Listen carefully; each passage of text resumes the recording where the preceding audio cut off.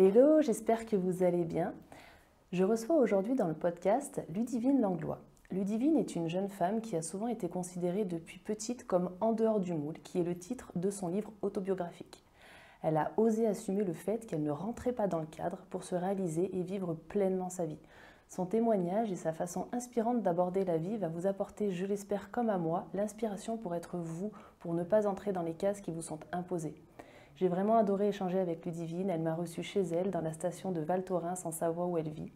N'hésitez pas à commenter si vous vous sentez en dehors du moule et à échanger avec Ludivine, elle en sera ravie, c'est certain.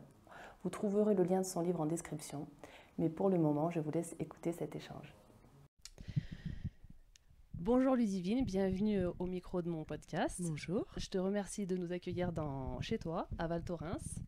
Je te laisse te présenter en quelques mots pour qu'on puisse un peu mieux te connaître pour ceux qui ne te connaissent pas. Oui, donc je m'appelle Ludivine Langlois, j'ai 27 ans, je suis bourguignonne d'origine et ça fait maintenant 5 ans que j'habite à Val Thorens. J'ai décidé en fait de tout quitter pour vivre ma vie de rêve à Val Thorens parce que j'ai eu vraiment un coup de cœur pour cette station. Et donc je vous raconte là depuis quelques mois mon histoire, mon parcours de vie, mon jeune parcours de vie, dans mon livre qui s'intitule En dehors du moule.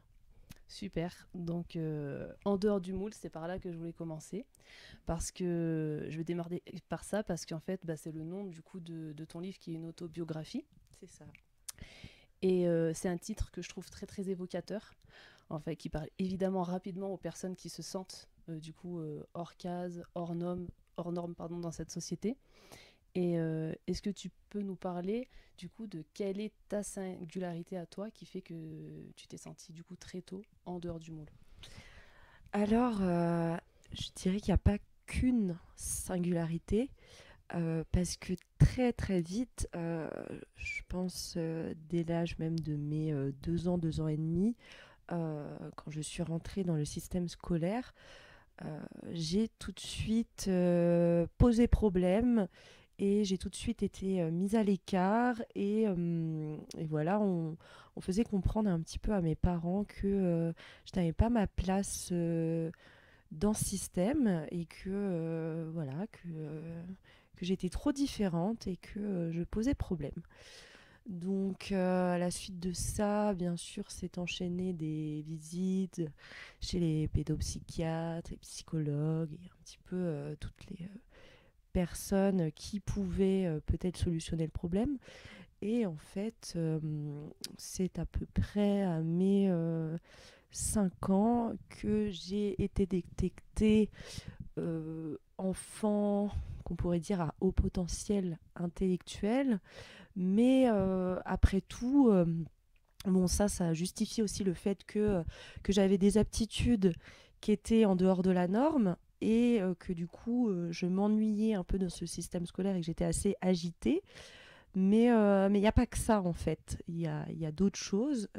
Et d'ailleurs, en fait, je ne me mets pas dans une case.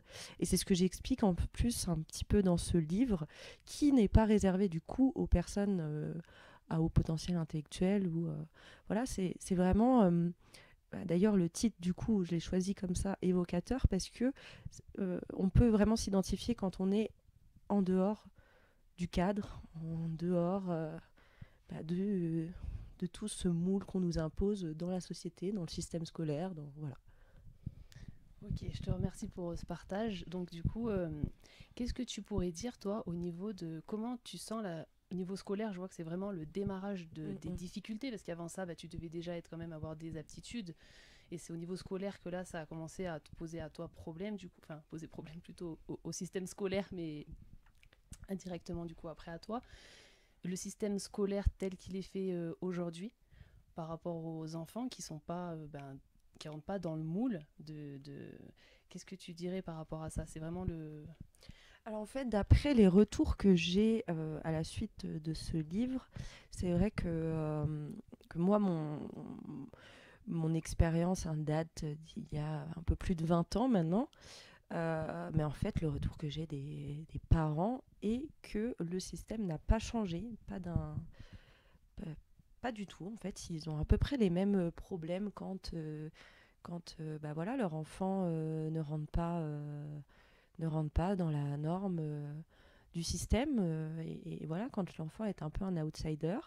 Donc je me rends compte finalement, bon après, personnellement j'ai pas d'enfant donc je suis pas assez proche de ce système-là, mais c'est vrai qu'en échangeant avec les parents, je me rends compte qu'il y a encore un vrai souci, que rien n'a bougé, rien n'a évolué. Donc c'est aussi un petit peu quelque chose que j'ai envie euh,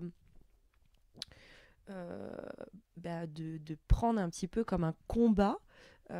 Et j'aimerais en tout cas que ma parole et mon témoignage servent aussi, et pourquoi pas entreprendre d'autres choses par la suite pour aider à faire un peu changer les choses. Ok. Ça, tu l'as constaté, toi, en tout cas, dans tous les niveaux scolaires, c'est-à-dire de la maternelle à la primaire au collège, même les études supérieures. Tout à fait. Et même après, de toute façon, hein, la société est ainsi faite, c'est-à-dire que voilà, dès qu'on sort un petit peu de, des normes, on est tout de suite pointé du doigt. Et voilà, pour moi, il y a vraiment deux catégories de personnes. Il y a les personnes qui sont dans le moule, et il y a les personnes qui ne le sont pas. Ok. Dans tout ton parcours, du coup, qui a été parfois chaotique, hein, ce que tu expliques dans le livre, au démarrage de ça, du système scolaire, t'as trouvé diverses manières en fait d'exprimer entre guillemets ton mal-être, c'est ce que je comprends bien, donc ça s'est manifesté de diverses manières comme l'échec scolaire. Mhm. Comment on peut expliquer, parce que de l'extérieur je pense ça peut paraître incompréhensible, parce que quand on dit qu'un enfant il est surdoué ou haut potentiel intellectuel, ben, le premier retour que les gens font en général c'est bah, super, il est super fort à l'école, t'as pas de difficultés donc c'est facile. Et pourtant, toi et beaucoup d'autres enfants, en fait, ont cette problématique de l'échec scolaire. Donc, comment tu l'expliques? Tout à fait, en fait, en parlant un petit peu avec d'autres personnes dans le même cas, c'est vrai que l'échec scolaire, c'est assez récurrent chez les personnes qui ont des facilités, parce que justement, en fait, le système n'est pas adapté, donc c'est vrai qu'on s'ennuie très vite, que voilà, on n'a pas la même capacité à enregistrer les informations et à les utiliser, en fait. Donc ce système qui est un peu normé et cadré ne nous convient pas forcément. Et puis aussi un phénomène de quand on est rejeté par les professeurs, par le corps enseignant, par nos camarades, on n'a pas forcément envie d'être bon à l'école, on n'a pas forcément envie De de s'investir, en fait, c'est ça, s'investir. ouais. Voilà. Ok. Et par rapport parce qu'à un moment donné de ton parcours aussi, on t'a fait sauter une classe. Mhm. Et finalement, tu dis il me semble que c'est en classe de seconde, tu me dis si je me trompe, tu as Non. redoublé une classe et là tu Oui, t'es senti mieux, parce qu'en fait il y a le haut potentiel intellectuel qui n'empêche pas la maturité. la maturité du coup. Et qu'est-ce que tu pourrais dire par rapport à ça, du coup, faire sauter des classes, puisque finalement, est-ce que ça t'a aidé à être mieux concentré, à avoir de meilleures notes? Pas du tout. Pas du tout. Et puis en plus de ça, c'est encore un marqueur du fait qu'on est différent. Personnellement, moi, on me l'a pas bien expliqué, donc j'ai pas forcément compris le pourquoi du comment. Voilà, je pense qu'il y a il y a d'autres solutions. Parce que voilà, finalement, on se retrouve dans un programme et en fait, on nous fait juste changer de programme, mais du coup, on voit pas le programme d'avant finalement. Enfin, donc du coup, ce qui fait que moi, finalement, bon, outre le fait que j'étais en échec scolaire et que du coup, je ne suivais pas vraiment les cours, j'ai accumulé beaucoup de lacunes parce que après, l'intelligence et enfin toutes les connaissances qu'on va apprendre à l'école, enfin, un truc tout bête, hein, mais j'ai appris à lire l'heure très très tard parce que je ne l'ai pas appris à D'accord. l'école. Ok. Donc du coup, j'ai accumulé ces lacunes. Pour autant, ça ne Ah veut oui, tu veux pas dire que dire que... t'as sauté le niveau où Voilà, ils avaient appris à lire c'est l'heure. ça. Ok. Donc du coup, voilà, quand on n'est pas assidu sur des choses, on loupe plein d'enseignements finalement. Et est-ce que, parce qu'après, au fur et à mesure du coup, bah, du livre que j'ai lu, donc un peu du coup à voir ta personnalité, est-ce que tu dirais que ce qui manquerait dans le système scolaire pour les enfants qui sont différents, pas forcément potentiels, mais en tout cas différents, parce que tu as bien dit que tu englobais un peu tout le monde et pas forcément les enfants au potentiel, mais est-ce que c'est pas cette notion de challenge que tu retrouves pas forcément dans de but, de sens? Oui, de sens clairement. Après, honnêtement, là comme ça, je pourrais pas dire en fait parce que moi mon cas il est propre à moi, mais c'est vrai que moi personnellement je m'ennuyais beaucoup et voilà, je comprenais pas le but de tout ça. Et puis en fait, j'ai été vraiment très très mise à l'écart. Donc du coup, voilà, je me mettais dans ma petite bulle. Et moi, par contre, j'aimais tout ce qui était créatif. Donc par contre, j'écrivais beaucoup. Mais je suivais pas les cours. Bah, ça t'a servi aujourd'hui, la preuve. Hein. Ok. Si on devait juste donner, juste pour finir sur ce moment de la scolarité, mais donner si tu pouvais, toi, de ton expérience en tout cas, si aujourd'hui tu avais un enfant qui était comme ça, par exemple, qu'est-ce que tu conseillerais aux parents d'enfants comme ça, aux adultes qui les encadrent, aux instituteurs, qu'est-ce qui pourrait leur faire du bien, comme tu as traversé tout ça, qu'est-ce qui, toi, t'aurait fait du bien à ces périodes qui t'auraient permis de te sentir mieux, en fait, à ta place? Bah alors, je dirais déjà d'être dans la communication, de vraiment essayer de comprendre ce qui se passe et ce qui ne va pas en fait. Et pas forcément réprimer, j'allais dire, parce que un enfant qui est en échec scolaire, c'est pas forcément parce que il n'a pas envie de réussir ou voilà, c'est parce qu'il ne trouve pas de sens ou parce qu'il a des difficultés, peut-être juste à se concentrer. Enfin, il y a plein de paramètres, donc en fait, je pense qu'il faut plus déjà chercher ce qui ne va pas et chercher à trouver des solutions. Après, le problème dans tout ça, c'est que c'est pas, en fait, c'est pas aux parents de trouver la solution, c'est au système scolaire en fait d'être réformé parce que c'est ce système qui est censé éduquer nos enfants en tout cas. Donc après, c'est vrai que quand on est enfant, on passe plus de temps finalement à l'école qu'avec nos parents. Donc il est là le vrai souci. Et pour moi, on ne devrait pas continuer à faire les mêmes erreurs.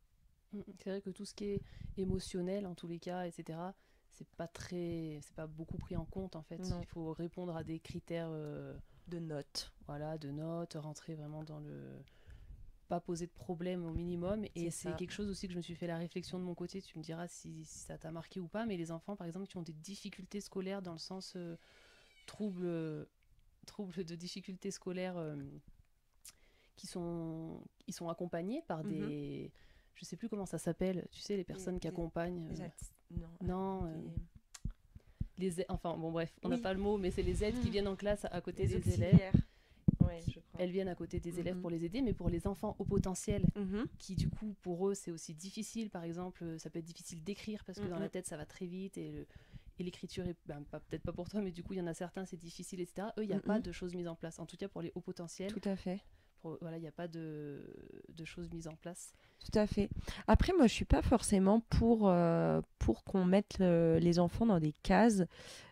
Au contraire, justement, je pense qu'en fait, il faut prendre toutes les différences parce qu'il y en a énormément et arriver à faire juste un système où tout le monde évolue à sa manière et où personne, en fait, est exclu et réprimé dès qu'il est un petit peu en décalage.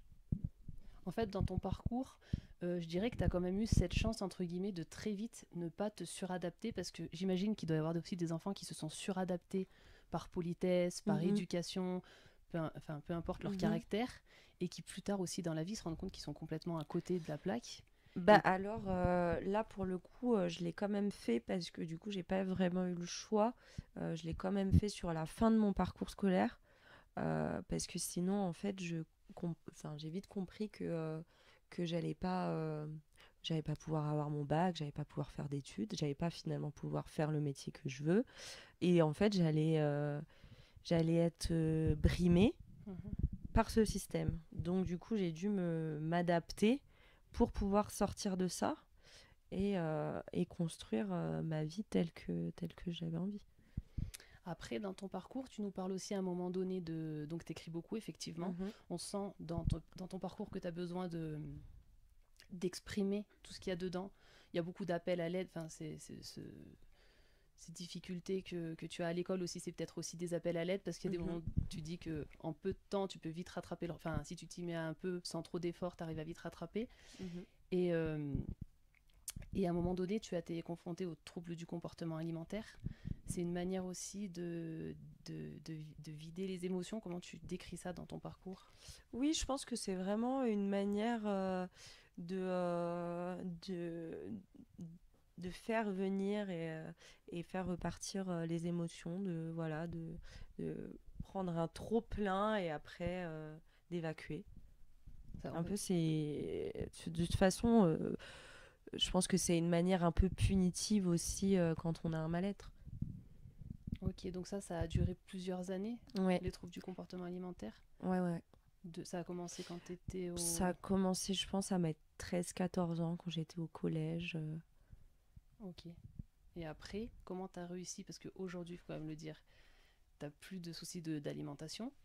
Si, quand même. Alors j'en ai plus, j'en ai beaucoup moins D'accord. parce que je pense que ça se guérit pas comme ça non plus. C'est un travail de tous les jours. Après, je peux dire que maintenant c'est quand même derrière moi, mais voilà, j'ai souvent dit ça et finalement c'était pas le cas. Donc je suis toujours assez prudente sur ça. Mais en tout cas, ça va beaucoup mieux. J'ai pu régler pas mal de choses. Ok. En fait, c'est à chaque fois ces moments liés aux émotions qui font que tu as plus tendance à aller te C'est ça, calmer. c'est ça. C'est en fait les moments un peu comme je les appelle, les moments de down qui arrivent. Et là, je pense que je commence un peu à ranger tout ça derrière moi. Comment tu as réussi quand même à switcher dans ta vie? En fait, comment tu peux passer du cercle vicieux au cercle Mhm, vertueux? C'est-à-dire, cercle vicieux, bah, je me trouve pas jolie, j'ai un échec scolaire, personne ne me comprend. Enfin, mhm. tu me dis si si j'explique Oui, oui, bien. oui. Ah, ok, je switch, maintenant je prends ma vie en main, Mhm, je mange bien, je me mets au sport, je prends soin de moi, et là, du coup, tes relations changent, tu vois, tu as mhm. switché pour inverser la roue. C'est ça. Comment t'as... En fait, ça s'est fait vraiment par étapes, hein. Pour le coup, c'était, bah oui, déjà prendre soin de soi, mieux manger, faire du sport, essayer d'être mieux dans sa tête. Du coup, c'est tout un process finalement. Et puis aussi le fait de moins être dans la dépendance affective, j'allais dire moins en quête de reconnaissance, en recherche d'être apprécié et aimé, et plus en ayant confiance en soi et en se disant que le jour où je m'aimerai tel que je suis et que je m'assumerai tel que je suis, forcément je pourrais être aussi appréciée à ma juste valeur. Et finalement, c'est le cas après, une fois qu'on est totalement soi-même, et on attire beaucoup plus facilement des personnes qui nous ressemblent, et on est beaucoup plus aligné avec tout ça. Et en fait, tout se fait petit à petit. C'est pas un chemin facile, mais tout se fait de manière assez naturelle et assez saine en fait. Et du coup, t'es quand même super jeune. C'est super jeune. Bah, t'es toujours super jeune. C'est ce que je veux dire. Mais du coup, t'as quand même... Je trouve que tu as une maturité quand même par rapport à ton âge qui fait qu'à un moment donné, tu t'es dit, bah, il va falloir que je m'accepte comme je suis. Mhm. Il va fa- Comment tu... En fait, peut-être que tu t'en rappelles pas, mais si tu t'en rappelles, à quel moment tu t'es dit, maintenant, il faut que tu fais comment pour passer... Parce que je sais qu'il y a beaucoup de personnes qui vont nous écouter, je le sais, Ouais, bien sûr. et qui sont pas bien, et qui arrivent Mhm. pas, parce que le regard des autres, etc., à Ouais, bien s'accepter sûr. tels qu'ils sont et qui mettent des masques pour se faire Ouais, aimer, parce bien que sûr. c'est sociétal, tu vois. Un. C'est quoi le truc qui a fait que toi, d'un coup, peut-être pas d'un coup d'ailleurs, mais tu as réussi à switcher, tu vois? En fait, j'arrivais aussi à un moment où je fonçais, mais clairement droit dans le mur, quoi. J'arrivais même plus à me lever sans être triste et sans me demander euh, bah, quel était, quel était le but d'être ici sur Terre. Enfin, je me posais tout un tas de questions, vraiment, où je trouvais plus aucun sens. Enfin, où j'en ai jamais trop trouvé, en fait, finalement. Et, euh, et je me suis dit, bon, bah déjà, va falloir se ressaisir parce que c'est trop bête d'être là sur Terre, d'avoir cette chance de vivre et de ne rien en faire finalement. Et, euh, et du coup, c'est venu un peu comme ça, quoi, comme une lumière à se dire, bon bah maintenant, je pense que j'ai essayé de faire plein de choses et ça n'a pas marché et je suis pas heureuse et je trouve pas ce qui me fait vibrer. Et je pense que de toute façon, la première étape qui m'a fait vraiment basculer aussi un peu dans ce sentiment de joie et d'épanouissement, c'était vraiment le fait d'arriver à Val Thorens, quoi. Et D'accord. de me dire, bon, bah là, c'est vraiment un truc qui me fait plaisir et qui m'émerveille. Parce que j'avais toujours ce souvenir de, dès que je venais à la montagne, dès que j'étais sur des skis, j'étais heureuse, quoi. Donc je me suis dit, bah voilà, là, t'es pas heureuse, trouve-toi des choses qui vont te faire basculer. Je reviendrai après sur la station parce Mm, que mm, ça a l'air d'être vraiment très important, en tout cas dans ta vie, dans ton mm, mm. parcours et dans ton bien-être. Mais du coup, ce qui est intéressant, ce que je trouve hyper intéressant, qui ressort aussi de tes mots, c'est qu'on est dans une société où on prône toujours la positive attitude. Tu vois, il Mhm, faut toujours être positif, ça ressort beaucoup. Et toi, ce qu'on ressent en fait, et ce que je trouve génial, c'est que tes périodes de down, comme tu les appelles, mhm, ben c'est ceux qui t'ont propulsé, tu vois, là, ben, dans ce que tu nous expliques, tu étais vraiment au bout. Et en mhm, fait, quand tu étais tout en bas, tu t'es dit, mais non, il faut que je remonte, tu vois. Et je pense que c'est important aussi de faire enfin, de l'exprimer, parce que les gens mhm, veulent toujours se sentir bien, et il y a comme une genre de culpabilité à se sentir pas bien, il faut surtout pas se sentir pas bien, alors que ces moments-là, si on les accepte, enfin, je sais pas ce mhm. que tu pourrais dire sur ça, mais en fait, dans ton livre, à un moment donné, tu dis si on accepte les moments comme ça de down, ben maintenant je les accepte et je les vis bien parce que je sais qu'ils font partie de moi, tu vois. Oui, tout à fait. Et puis de toute façon, enfin, c'est un peu l'essence même de la vie. De toute façon, il y aura toujours des moments de doute, des moments où on n'est pas bien parce qu'il nous arrive des aléas de la vie, quoi, ou parce qu'on va perdre un proche, ou parce que on va tomber malade. Enfin, tout ça, ça fait partie en fait du process. Donc c'est en fait c'est le cas pour tout le monde. Toi, ça arrivait les moments où tu les acceptais pas, ces moments de pas bien Oui, oui, bien sûr, avant. hein, je pense que j'ai vécu plusieurs années où j'ai eu énormément de mal à accepter que mon grand-père tombe malade du jour au lendemain, que je ne puisse pas passer euh, le reste de sa vie comme j'aurais souhaité avec lui, et puis qu'il parte comme ça, et puis que bah, moi j'étais dans les études, donc c'était compliqué parce que je pouvais pas être là aussi souvent que je l'aurais souhaité, et puis voilà, du coup j'avais une colère en moi qui était assez incroyable, du coup j'en ai fait un petit peu baver à mon petit ami de l'époque, à mes amis de l'époque. Voilà, c'était un peu un enchaînement de choses pas cool. Et finalement, après, je peux pas de toute façon revenir là-dessus. Je peux pas revenir sur ce que j'ai fait, les émotions qui m'ont traversée. Mais par contre, voilà quoi. Ça fait partie de moi et c'est pas pour autant que je peux pas avancer. Ok. Du coup, t'as l'impression qu'il faut vraiment que t'explores toutes tes émotions à fond. Genre, quand t'es en bas, faut vraiment le vivre intensément. Quand t'es sur tes skis, c'est la liberté, c'est ça qui te rend vivante en Mhm. fait. On a l'impression que c'est un peu et que du coup, ben, à travers, ben, on revient sur le système scolaire, mais du coup, tu dois pas trop faire de vagues, et du coup, toutes ces émotions, elles doivent rester un peu canalisées. Oui, c'est ça. Bon, bah maintenant, j'essaye un peu de mieux gérer, hein, parce que, en plus de ça, c'est pas forcément toujours bien compris par les personnes qui m'entourent. Et c'est vrai que mon but n'est pas d'être toujours dans l'impulsivité, et, dans l'excessivité, parce que je l'ai beaucoup, beaucoup, beaucoup été. Et que maintenant, j'essaye d'être beaucoup plus réfléchie, de prendre du recul sur plein de choses, de faire un travail sur moi-même, sur plein plein de choses. Et voilà, et après on se sent beaucoup mieux. On vit moins les choses intensément, ça s'apprend aussi. Ok. Après, toujours un peu parce que je suis une hypersensible, donc tout me touche très fortement. Mais j'essaye de me dire, bon, c'est peut-être pas la peine d'en faire toute une montagne. C'est un peu un. Est-ce que c'est un peu un boulot à vie en fait? Ce qu'on t'entend à chaque fois, C'est un boulot, oui. t'as ta petite voix intérieure, tu dis non, Mhm. là c'est pas pour moi, là le prends pas pour toi. Faut toujours que tu te recentres un peu pour. Ah oui, oui, c'est un boulot à vie, mais c'est ça qui est magique aussi avec l'humain, c'est qu'on peut travailler sur soi jusqu'à la fin de nos jours. Et c'est ce qui est intéressant aussi. Alors à un moment donné dans ton livre, il y a une phrase que j'ai notée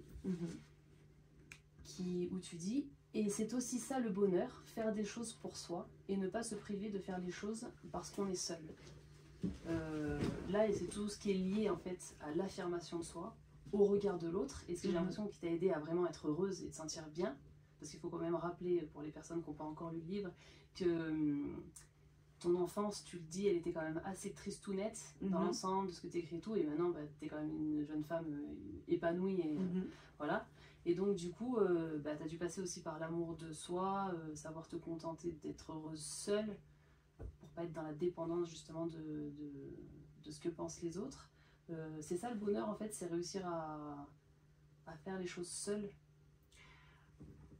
Alors, je pense qu'on a tous notre définition du bonheur, mais malgré tout, c'est vrai que bon bah voilà, hein, je ne suis pas la seule qui le dit, on est seul, on meurt seul. C'est vrai qu'on n'aura pas tous la chance d'être accompagnés, et c'est peut-être, enfin, on n'a pas tous ce choix-là non plus de vie, hein, d'être accompagné par quelqu'un, de fonder une famille, voilà, on a tous un peu notre parcours de vie qu'on a encore le droit de choisir. Par contre, c'est vrai que de s'aimer soi-même, d'aimer prendre soin de soi, de faire des choses pour soi, et voilà, de passer des moments seuls, comme par exemple j'aime aller à l'hôtel seul, manger au restaurant seul, enfin ça me pose aucun souci. J'aime me faire aussi accompagner, mais je pense que du coup on est beaucoup plus dans une relation saine, et on peut beaucoup plus apprécier la compagnie de l'autre quand on sait déjà apprécier sa propre compagnie. Là aujourd'hui, tu dirais par rapport à tous les étapes que tu as passées, que tu as développé vraiment un amour, l'amour de soi, ça, au quotidien, tu le sens? Oui, je le sens. Tu le définis comment, toi, concrètement, tu fais comment pour dire maintenant, c'est en prenant soin de toi au quotidien, c'est en acceptant aussi tes parts d'ombre. Oui, tout à fait. Non, c'est vraiment en acceptant de se prendre des moments seuls, et de ne pas avoir peur justement de se retrouver seul chez soi, seul à faire quelque chose, parce qu'avant, c'est vrai que j'aimais bien être entourée, mais finalement j'étais beaucoup seule dans ma tête et souvent un peu loin dans mes pensées. Et maintenant, en fait, je me dis, non, quand tu as tes envies de prendre du temps pour toi, et juste voilà, d'être dans ta bulle, bah fais-le vraiment, quoi. Fais-le pas avec les autres parce que ça peut paraître un peu bizarre, mais fais-le vraiment pour toi. Et ça, dans le livre, t'en parles aussi, mais du coup, c'est important aussi pour de parler de ce sujet, ça me semble bien important parce que tu as réussi à le faire, et tu dis dans le livre, à poser tes limites avec les gens, quitte à avoir des relations qui se sont du coup arrêtées, parce qu'à partir du moment, je pense, où tu te priorises aussi. Ouais. Et ben tu dois faire des choix, tu dois Tout à poser fait. tes règles, et l'entourage comprend pas forcément, et je pense que c'est ce qui freine aussi certaines personnes, certaines femmes à pas prendre du temps pour elles, ou pas s'aimer vraiment, se dédier totalement aux autres, parce que ben comme tu le dis, toi tu es très dans l'empathie, tu veux pas faire de la peine aux gens, t'as pas envie non plus d'être rejeté, donc comment tu passes ce cap de dire maintenant je vais poser mes limites?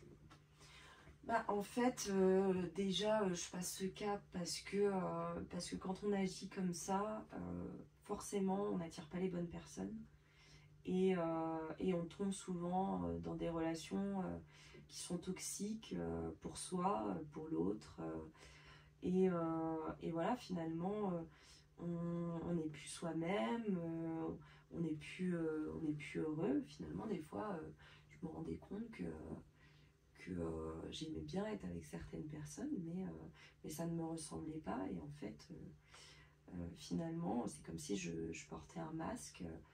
Donc, euh, donc du coup, je me suis vite dit, bon, il faut, au bout d'un moment, il faut arrêter. Il faut prendre cette maturité aussi de se dire que bah, tout ce qui n'est pas bon pour moi, même si sur le coup ça fait mal, bah, pour que je puisse aller mieux et que je puisse me respecter moi-même, eh bien, il faut que, que je coupe des liens là où il faut en couper.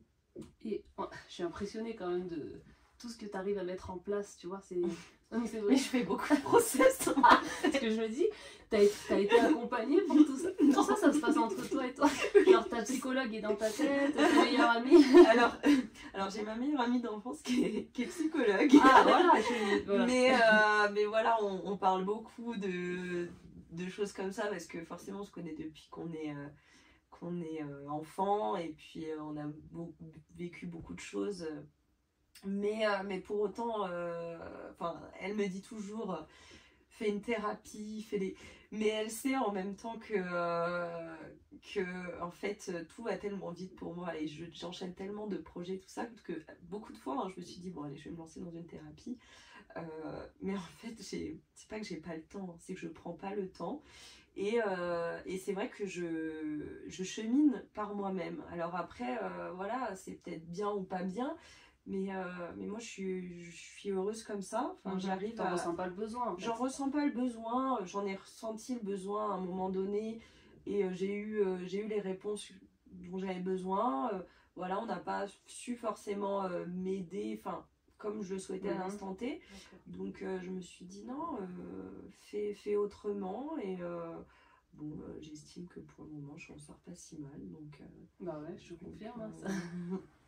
Voilà, c'est Poser des limites, s'aimer soi-même, oui, il y a des oui, gens qui... oui, c'est ça. Bon, après, je me renseigne beaucoup, hein. Enfin, puis je suis beaucoup dans l'analyse, donc voilà. Puis je me renseigne aussi un peu sur le développement personnel, mais pas non plus de manière très très poussée, hein. Mais après, c'est dans la logique des choses aussi.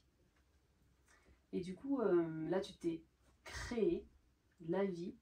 En fait, si je peux reprendre, reformuler, et tu me dis si je me trompe, mais en gros de ton parcours, c'est que le système n'a pas pu t'offrir ce que toi tu étais, donc tu as offert ce que tu étais au système. C'est-à-dire que tu as apporté ta petite touche arc-en-ciel, de couleur, de la différence, en dehors du moule, pour créer ta vie en fait. Est-ce qu'on peut vraiment créer sa vie en fonction de qui on est? Bah, du coup, je dirais que oui, vu que c'est facile, c'est difficile, tout le monde peut le faire. Tu conseilles? Alors, je pourrais pas me permettre de dire que je suis la seule à pouvoir faire ça. Je pense vraiment que tout le monde peut le faire dès l'instant qu'il a décidé de le faire, parce que tout part de soi, hein, finalement. Et après voilà, il faut être aussi dans l'analyse de ce dont on a envie, mettre des process en place. Tout se fait pas non plus du jour au lendemain et tout ne sera pas facile non plus.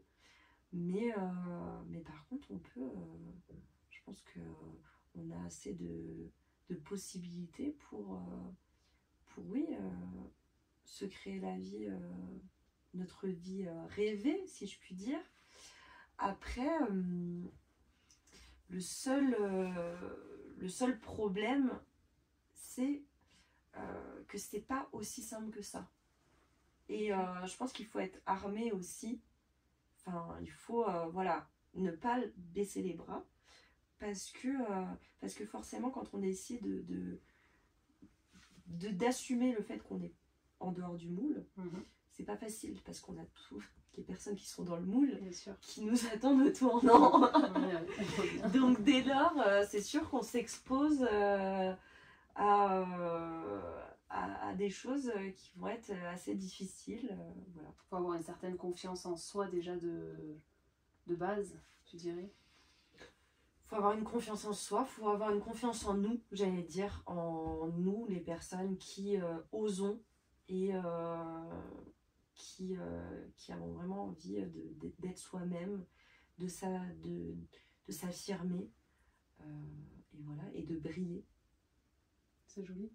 Et comment tu vois, je pense qu'il y a des personnes qui aimeraient oser, mais tu vois, il y a cette peur qui est liée au fait d'oser. Bien sûr. Comment tu traverses la peur à chaque fois? Parce qu'en plus, toi, tu passes toujours des niveaux supérieurs, des challenges professionnels, même dans ton milieu, enfin, voilà, toute seule, tu t'es toujours boostée toute seule quand même. Il y a toujours cette peur. Comment tu fais en fait pour traverser ça? Bah alors, j'allais dire, de toute façon, la peur n'évite pas le danger. Et surtout, je me dis, mais qu'est-ce qui peut bien m'arriver de toute façon de pire que les moments que j'ai déjà vécus, qui étaient hyper sombres. Du coup, je me dis, bon, bah, finalement, il peut y avoir que de la lumière à côté de ça. Et puis, de toute façon, voilà, enfin, rien n'est éternel, rien n'est ancré dans le marbre. Il faut tenter des choses. Enfin après, voilà, c'est dans l'échec aussi qu'on apprend, qu'on peut réussir finalement. Donc non, je me dis, oui, il faut de toute façon casser toutes les barrières, toutes les peurs que l'on a pour justement avancer. Sinon, en fait, on fait rien. Et je trouve ça trop dommage d'être là. On a un laps de temps qui est compté sur cette terre. Donc si on n'en fait rien, vraiment, moi je trouve ça hyper dommage de ne pas donner du sens à ce qu'on fait, donner du sens à sa vie, d'aider les autres, d'être dans l'échange, dans le partage. Voilà, parce que sinon, si on est juste là pour consommer et prendre ce que la terre nous a offert, pour moi ça n'a pas de sens. Donc voilà, j'essaye de trouver des choses qui vont beaucoup plus loin. Tu restes jamais vraiment longtemps en fait dans ta zone de confort. Non, jamais. Faut que t'en changes rapidement. Ouais. Et c'est comme ça que tu t'épanouis en fait. Ah oui, tout à fait. Tu t'écoutes. En fait, là où ça a changé, c'est quand tu t'es vraiment écouté. Oui, c'est ça. Où je me suis dit, sois toi-même. Parce que d'essayer d'être quelqu'un d'autre, ça fonctionne pas. T'es pas heureuse et puis tu perds du temps. Parce que j'en ai perdu du temps à me morfondre, à être pas bien. Finalement, j'ai rien fait de tout ça. Donc ouais, là je me dis maintenant, chaque jour est compté et il faut que tu fasses que chaque jour compte. Voilà. Quand t'es venue habiter ici, là, du coup, dans la station, t'étais pas du tout, donc t'es bourguignonne. T'es venue ici, il y a quelqu'un de ta famille qui habite ici ou Non, pas du tout. T'es venue dans un projet pro en fait? Je suis venue dans un projet pro, je suis venue pour un stage de fin d'études et c'était vraiment un souhait en fait de venir ici. Et j'ai eu l'opportunité du coup de trouver ce stage et de faire ma première expérience à Val Thorens et puis de conforter sur le fait que oui, je souhaitais vraiment vivre en montagne et j'ai eu un vrai coup de cœur pour la station et je suis plus jamais repartie. Et le fait que ton environnement te soit favorable en fait au niveau de ton bien-être et tout ça, c'est la première pour toi, c'est la première étape, je dirais, pour être épanoui et se sentir bien. Forcément, déjà quand notre lieu de vie ne nous convient pas, je vois pas comment on peut se sentir épanoui. Ouais, pour toi l'environnement dans lequel t'évolues, C'est déjà la base de se sentir bien, quoi. C'est Ouais, le premier tout à grand fait. pas que t'aies fait, en fait, vraiment de changement de... Tout à fait. Ça a commencé là quand t'es venue ici? Enfin, c'était le grand saut, ça? Ah oui, oui, oui. Ok. Il y a une phrase que j'aime beaucoup et c'est pour ça aussi que, comme je te le disais en avant le podcast, mais il y a, il y a un chapitre en particulier, mais ça, je me suis beaucoup reconnue dans ton livre et que j'aurais pu écrire, parce que je pense qu'on a quand même un peu le même mindset, qui dit un pas ne... Enfin, j'adore cette phrase qui dit un pas ne t'emmènera pas là où tu veux, mais te sortira de là où tu es. Et souvent, les gens attendent que toutes les conditions soient favorables pour changer, alors que souvent, c'est quand tu commences à changer que toutes les conditions deviennent favorables. Tout à fait. Tu vois, et c'est ce que je trouve hyper inspirant dans dans ton parcours, parce qu'on pourrait se dire, ben voilà, elle n'a pas été comprise, une enfance triste, des TCA, échec scolaire, et tu as réussi à faire une vie franchement de rêve pour toi, quoi. Tu t'es fait vraiment, tu t'es créé ta vie de rêve, tu as inversé la tendance et t'as pas attendu que tout aille mieux, en fait. C'est toi qui as créé ton changement. C'est ça. Et en plus de ça, finalement, au début, oui, forcément, j'avais des projets un petit peu dans ma tête. Je me disais, bon, bah, tout cadré, hein, voilà, je vais faire ci, ça, à tel laps de temps, voilà. Et finalement, tout évolue, enfin, je me laisse vraiment l'opportunité que les choses que j'ai finalement prévues ne se passent pas et que je puisse accueillir de nouvelles choses, de nouveaux projets. Et, et puis c'est ça aussi, du coup, le changement. Parce que finalement, on commence par ça et puis enfin, il nous arrive tout un tas de choses et à chaque fois, je suis hyper étonnée, hyper dans l'accueil de ces choses-là, quoi. Et je me dis, mais c'est génial, j'avais pas du tout pensé à ça, j'avais pas anticipé ça. Bah, c'est comme le livre, quoi, ça m'est tombé un peu dessus. Et je me suis dit, mais c'est génial, en fait. Ouais, je vais partir sur ça. En fait, le chemin, c'est même pas le but, c'est la beauté du chemin, en fait. Et à C'est chaque ça. fois, il ouvre de nouvelles possibilités. Et c'est en fait c'est ça aussi que t'aimes. Comme toi, ça Ouais, fuse en fait de tous les tout côtés. à fait. T'as plein de possibilités différentes. Donc c'est ça qui est intéressant, ouais, du coup, Ouais. d'oser aller de l'avant. Mm, mm. Et au pire des cas, ben, tu penses quoi, toi, de l'échec? Pour toi, est-ce qu'il y a de l'échec? Ah bah, Parce que est-ce que ce t'as que peur je de pense de l'échec? l'échec. C'est des Non, gens non, qui non. ont peur d'échouer, tu vois. Non, non, l'échec, ça fait partie du process, hein. Moi, j'accueille l'échec. Je me dis toujours, voilà, dès que j'entreprends quelque chose, ça peut pas forcément marcher. Et des fois, c'est une bonne chose que ça marche pas, hein. Ça laisse de nouvelles choses arriver. Voilà, on en garde des enseignements aussi. Donc, non, non, moi, je trouve que l'échec, ça fait partie justement du process du succès, hein. Est-ce que maintenant, à travers, enfin, comment tu, si c'était à refaire, on va se projeter, est-ce que t'aimerais être un enfant qui était dans le moule? C'est c'est hyper compliqué parce que j'arrive pas à me j'arrive pas à me voir autrement et puis je trouve ça tellement plus enrichissant d'être différent des autres et en même temps j'aurais pas pu rencontrer toutes les personnes que j'ai rencontrées ici dernièrement, toutes ces personnes qui sont hyper différents, qui pensent à plein de choses, à plein de projets, mais enfin que ce soit vraiment pour tout en fait, c'est aussi la richesse quoi de voilà et pour moi j'ai l'impression que les personnes qui sont trop justement dans le moule, bah, elles restent tout le temps comme ça et puis elles fréquentent toujours des gens qui sont comme ça et puis après forcément je peux pas me mettre à cette place là parce que dans mon cerveau ça fonctionne pas comme ça mais non non non je trouve ça En fait, tu parles beaucoup dans ce que tu dis d'environnement déjà géolocal, en tout cas de voilà, et aussi ton environnement de relationnel.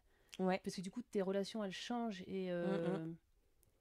tu te sens mieux dans le groupe dans lequel tu évolues, parce qu'il y a plus Ah de oui gens. oui Du coup, en fait, le message que je ressens aussi, c'est que quand tu es toi-même, bah, du coup, t'as pas des personnes fausses avec qui tu portes des masques, t'as que des c'est ça personnes qui te ressemblent et du coup, t'évolues vachement mieux et tu prends ouais plus tout confiance à en fait. toi de ce biais-là, c'est ça? Tout à fait. Et en plus de ça, moi, ce que j'aime, c'est d'apprendre des autres. Mhm. Et donc là, pour le coup, bah voilà, Je suis beaucoup plus ouverte et j'adore rencontrer de nouvelles personnes et me dire ah mais qu'est-ce que tu fais enfin voilà qu'est-ce que tu peux m'apprendre dis-moi tout. Ouais. T'es curieuse. Ah oui oui je suis hyper curieuse. Curieuse de l'humain, des rencontres. Ouais. Et vraiment en fait on peut apprendre énormément de choses grâce à l'humain et, Mm. et on peut faire énormément de choses et je trouve ça trop chouette du coup. Qu'est-ce que tu dirais si quelqu'un, si un enfant écoutait par exemple ce podcast, ou si une personne qui se retrouve dans ce que tu dis ou dans ton livre et qui sent qu'en fait elle lit tes pages, elle se dit mais c'est moi, mais elle a jamais réussi à faire tout ce travail que tu as fait avec toi et toi Uh-huh. et ta meilleure amie psychologue. Qu'est-ce que tu dirais à un enfant comme ça ou à une personne qui est coincée en fait dans sa situation et qui sent qu'elle veut prendre, que ça va pas, mais qui a toutes ses peurs, ses blocs. Si tu devais lui parler, lui dire quelque chose, tu lui dirais quoi? Moi je lui dirais déjà que tout passe en fait. Il faut juste se dire que voilà, accueillir les mauvais moments. Et c'est ce que je me dis, hein, même encore maintenant, hein, quand il m'arrive une tuile, enfin voilà, un moment où je me dis mais c'est pas possible, enfin, et je suis là, je suis à deux doigts de pleurer pour des choses, et finalement je me dis bon, reprenons nos esprits, et voilà, de se dire que forcément, bah, il faut accueillir la tristesse, la colère, le manque de confiance en soi des fois, parce qu'on on peut avoir un événement qui va faire qu'on n'aura plus confiance en soi ou qu'on n'a toujours pas confiance en soi. Mais en fait, de se dire que tout va finir par passer et aller mieux. Et déjà, quand on est déjà dans la projection de se dire, écoute, peut-être que demain, ça ira mieux, je vais faire un truc qui va me faire évacuer tout ça. Et alors moi, pour le coup, personnellement, c'est d'aller skier. Ouais. Je sais que si je me réveille et vraiment je suis pas bien et je suis là en train de me morfondre, je vais me dire, allez, prends tes skis toute seule, pars skier, et au bout d'une heure déjà, ça va beaucoup mieux. Et en fait, je pense que c'est important aussi de se trouver ce petit truc Mhm. qui va être peut-être juste d'aller se promener, prendre l'air, Bien sûr. seul, d'aller évacuer en fait les émotions pour déjà s'enlever en fait tous ces crabes hein, qui rentrent Mhm. dans notre cerveau parce que tout ça c'est psychologique en fait. Donc après une fois que qu'on a fait un petit peu le vide et le tri, ça va beaucoup mieux. Et on sent aussi dans ce que tu dis qu'il y a du lâcher prise sur la perfection, parce qu'aussi à un moment dans ton livre, tu dis, nous, les gens au potentiel, on a besoin de montrer aux autres qu'on est valable, Mhm, aimable aussi, dans le sens d'être aimé, mhm. et donc on doit être parfait. Et là, on sent que tu, bah, c'est pas grave si ça va pas, donc tu as réussi quand même aussi à faire ce switch de lâcher prise sur ce côté perfection, je dois être tout le temps au top. Ouais, ouais, tout à fait, parce que ça j'ai eu beaucoup de mal, hein, et même encore maintenant, c'est pas toujours facile parce que je suis toujours en quête un peu de la perfection. Mais voilà, j'essaye de me dire que des fois, ça vaut pas forcément la peine. Et voilà, j'essaye de me dire que bon, bah, si c'est pas valable euh, et que ça n'apporte pas vraiment quelque chose de construit, c'est pas la peine, en fait. Ok. Si maintenant, la petite Ludivine, alors tu la prends à l'âge que tu veux, je te Mhm. laisse choisir, quand elle était toute petite, à l'adolescence, tu devais, toi, aujourd'hui, lui dire quelque chose à une période que je vais choisir. Toi, tu lui dirais quoi? Eh ben moi, je lui dirais finalement que tout va se passer plus ou moins comme c'était prévu. Plus ou moins. Plus ou moins comme c'était prévu. Oui, parce que j'allais dire, même dans toutes ces périodes de doute et de tristesse, alors je pense que là, c'est peut-être d'un point de vue un petit peu plus spirituel, parce que moi, je suis croyante et pratiquante. Mais du coup, c'est vrai que je me suis toujours dit, il y aura toujours de la lumière et elle va s'éclairer à un moment donné parce que voilà, je me rappelle que dès petite, je me disais, je comprends pas tout, mais je suis pas là par hasard. Mhm. Donc, donc voilà, je me disais, plus tard, ça va briller. Tu fais confiance, en fait, au-delà de te faire confiance à toi, tu fais confiance à la vie. C'est C'est ça. ça que tu dis. Ouais. Ok. Alors, j'ai toujours un petit pot pour mes podcasts de médicaments parce que je suis infirmière de profession. Ceux-là, ils sont sans effet indésirable et ils se mangent pas, c'est l'avantage. Et du coup, à l'intérieur, il y a un petit message Ok. et ça sera un message qui te parlera ou qui te parlera pas. Et du coup, tu me diras, je te laisse piocher. Et pour moi, Attends, chaque message je n'est veux pas. le bleu. On peut le verser sinon. Ah oui. Hop. J'essaie de choper le Chaque bleu. message est pas par hasard, selon moi. Si tu veux, je te tiens le micro.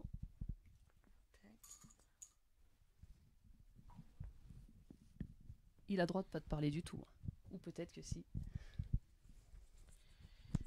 C'est comme des papillotes, mais il n'y a pas le chocolat. Alors, attends, parce qu'il y a deux faces. Hmm. Je lis la. Ça, c'est ça, c'est la suite. Il y a le recto verso parce que ça on ferait pas sur un seul côté.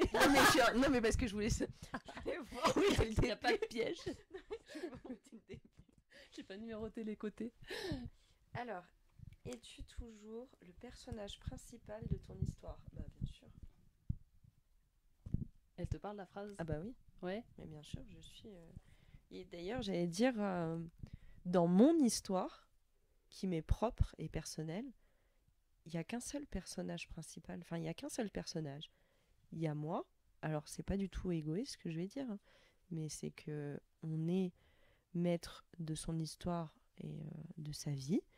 Et après, par contre, autour de mon histoire, forcément, il y a toutes les relations, enfin, toutes les personnes que j'ai rencontrées, toutes les personnes que j'ai aimées, que j'aime et avec qui voilà, je tisse des liens. Mais ces personnes-là ne sont pas dépendantes, j'allais dire, de mon histoire. C'est moi et moi seule qui vais construire ma vie. Je trouve que cette phrase, elle conclut. Ah, c'est dingue, hein? C'est ça. Elle est vraiment. Je prends jamais au hasard parce que chaque elle fois, est ça vraiment- tombe trop bien. Elle est vraiment pile poil choisie. C'est vrai, tu vois. Et comme je le disais du coup dans mon livre, il faut se faire confiance à soi et à soi-même parce que de toute façon, il n'y a personne d'autre qui pourra vous faire confiance plus que vous-même. Donc voilà. Ok. Du coup, Ludivine, où est-ce qu'on peut te trouver? Alors déjà, je vais montrer mon livre qui est très étiqueté, mais je sais pas, je pense qu'on le verra là à la caméra. Donc ton livre En dehors du moule, donc aux éditions Dashbook, qu'on peut retrouver dans tous les... Dis-nous, on peut le trouver. On peut le retrouver sur le site de Dashbook. On peut le trouver à la FNAC, sur le site de la FNAC, chez Cultura. Bientôt sur Amazon et dans toutes les librairies, j'allais dire, enfin, Classique. ouais, Ah. toutes les librairies classiques. Ok. Ouais, voilà. Et on peut te retrouver où sinon sur Insta? Je mettrai toutes les... Sur, tout en lien, oui, bien sûr. sur Instagram, donc à mon nom, à Ludivine-du-bas Langlois. Sur Facebook, sur LinkedIn, sur TikTok. Voilà. Après, je suis très ouverte au partage et à l'échange. D'ailleurs, voilà, je parle beaucoup avec les personnes qui ont lu le livre, qui souhaitent en savoir plus, qui me posent des questions des fois sur des petits passages, parce qu'il y a beaucoup de personnes qui se retrouvent dans cette histoire et puis qui des fois sont pas au même chemin que moi, donc qui me demandent un peu des conseils, voilà. Et ça, c'est avec grand plaisir que j'y réponds et c'est pour ça de toute façon que j'ai écrit le livre aussi, hein. C'est pour partager et échanger ensemble sur ce sujet. Ok. Bah, en tout cas, le livre est très parlant. Je l'ai lu très rapidement et je me suis reconnue dans beaucoup de pages. Et pourtant, je ne suis pas HPI. Donc, comme quoi, je pense qu'on peut s'y retrouver parce que tout le monde n'est pas dans le moule. Et je pense qu'il y a beaucoup plus de gens que ce qu'on pense qui ne sont pas dans le moule mais qui s'y conforment. Et ben, en tout cas, merci pour cet échange, Ludivine. Merci de nous avoir accueillis chez toi. Et franchement, c'est magnifique. Je mettrai des photos et des vidéos parce que c'est trop beau. Tu as fait un très bon choix de lieu de vie. Et puis, ben, on sait à tous qu'on peut te... Voilà, n'hésitez pas à venir parler en message, puisque du coup, bah, tu es ouverte à la discussion et ça, c'est super gentil pour toutes les personnes qui, je pense, auront des choses à te demander. Donc, merci beaucoup, Ludivine. Merci à toi. Et à bientôt. À bientôt.